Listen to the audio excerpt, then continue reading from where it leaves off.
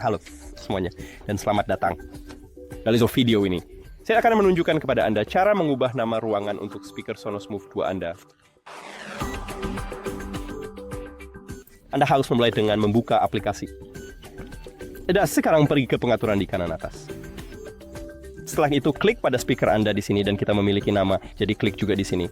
Dan secara default namanya adalah MOVE 2, tetapi Anda memiliki preset di sini. Jadi Anda bisa klik di sini dan itu akan berubah menjadi nama lain, atau kita bisa menulis sesuatu yang seperti pindah ke perangkat harpa. Setelah kita selesai, klik selesai dan kembali, dan kita telah mengubahnya. Itu saja. Terima kasih menonton. Jika Anda merasa ini bermanfaat, pertimbangkan berlangganan saluran tab dan tinggalkan suka. Itu sangat penting bagi kami. Sampai jumpa.